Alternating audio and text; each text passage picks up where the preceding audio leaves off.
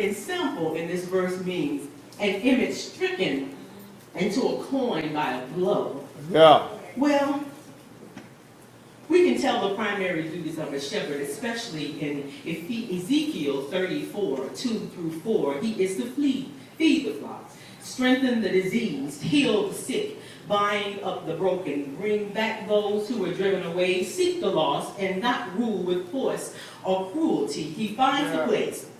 Yeah. He finds the ground. He finds the water. He protects them from predators, protects them from eating something that's noxious to them. Why so many people are anxious to pasture, especially when they only have one sheep, is beyond me. Yeah. At least 3 sheep to consider having a flock. One sheep a flock does not make. Isn't that right? So the Bible likens us to sheep. I had to think about that for a moment, considering some of the facts concerning sheep. Sheep are the only animals in the world that could be totally lost when they are only a few miles from home. They have no instinct to get back to where they came from. Even your old raggedy stinking dog can find his way.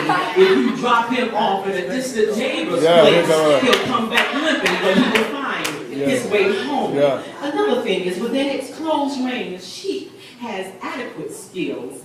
It knows its own pasture, knows the place where it was born. It will rest in the same shade, sleep in the same fold, and stay home in the same home range. But if that sheep is taken away and wanders away from familiar territory, it becomes completely lost. It has no sense of direction or orientation. It will inevitably walk around in circles, around and around and around, continuing in confusion and unrest, and sometimes even panic. But once they have devoured their grazing range, where they feel comfortable, they will continue to eat the stubble, and they'll just keep eating until they're eating dirt before they find another pasture. They have to be led to water. They will not find water on their own. They have to be led to pasture. And also, by the way, they're not selective in what they eat. They don't distinguish between oats and hay and alfalfa and grass and noxious toxic weeds. Sounds like something like us. Sometimes we read books that were not written for our consumption. Sometimes we covet someone else's gift and want what they have. Pastor, I heard about a prophetic oil blessing come asunder whosoever will class. And I hear God calling me to go. I'm afraid, sir, you are not connected with God as I thought you were, because you are not hearing him clearly like I am.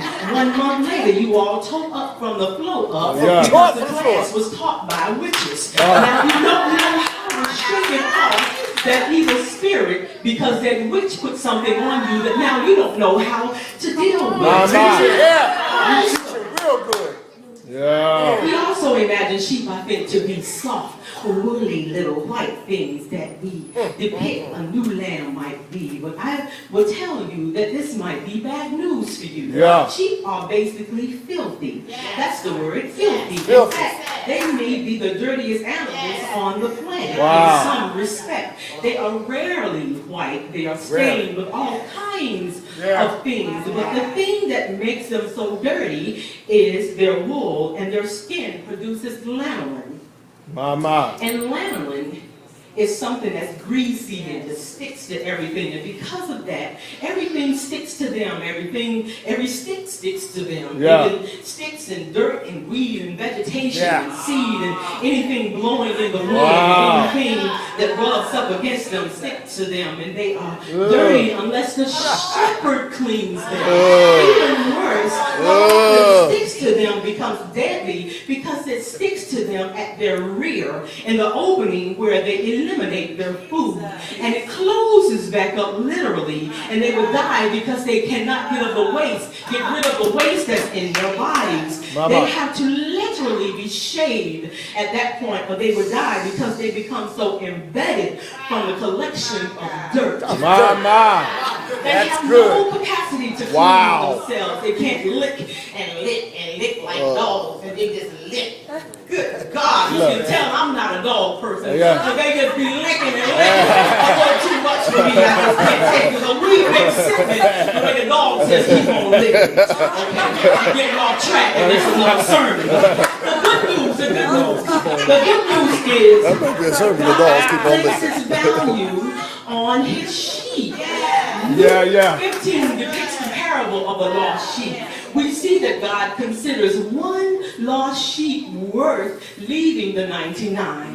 He will search it out until found. Jesus looked upon the people of his day with compassion, for he saw them as sheep without a shepherd.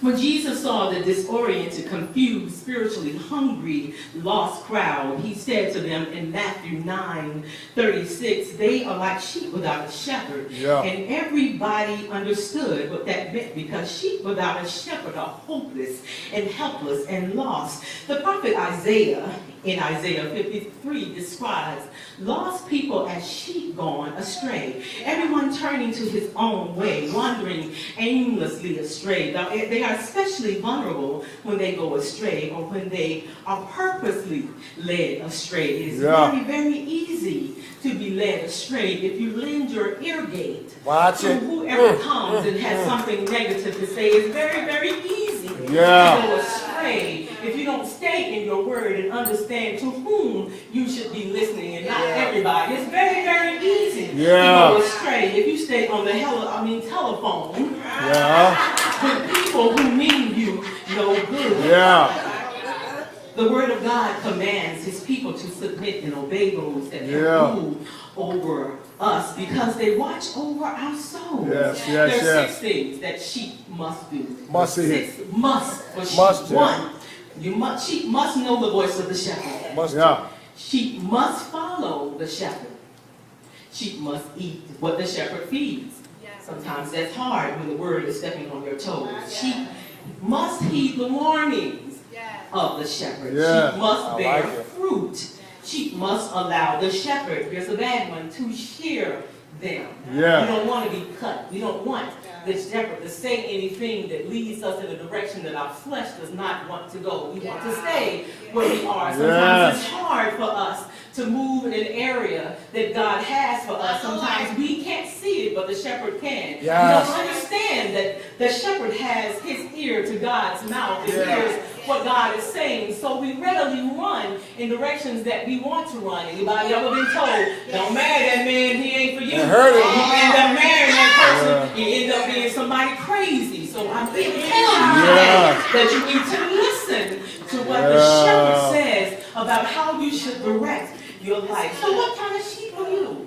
What kind of sheep are you? What kind of sheep are you? Are you a solitary sheep? They stay away from the rest of the flock. They think that the rest of the flock is too mature for them. They are usually sick because they try to stand on their own and end up malnourished, toe up from the flow of dead in a ditch, because no sheep can stand alone. It's too easy of a target for wolves. What kind of sheep are you? Are you a hermit sheep? They stay away from the rest of the flock to avoid shearing. They refuse to be clipped by the shepherd. They don't allow the Holy Spirit to prune them. Their wool grows over their eyes and they can't protect themselves. Their wool weighs them down and they can't rise, and the wolves come in and devour them. But they influence others. Others have a problem with being clipped. The word of God is swift and powerful and can cut like a two-edged sword, but it convinces powerfully, it converts powerfully, and it comforts powerfully. Allow the word of God to cut you where you need to be cut for. There is some stuff that needs to be cut away. Are you a wandering sheep? They are never content with things the way they are. Whatever God is doing is never the right thing. It's never fast enough. It's never big enough, never good enough to suit them. They always talk about the way it used to be. They bring discontentment to other sheep, and they produce like kind. Whatever happened to now that I speak in respect of one, for I have learned in whatsoever state I am to be content. Sounds like you may be with the wrong flock. In other words, that the shepherd can say sometimes, if you are so unhappy, you may need to go to that church down the street. Yeah, the church down the street. Down the street. Yeah, I like that. I feel that. Judas sheep. What kind of sheep are you?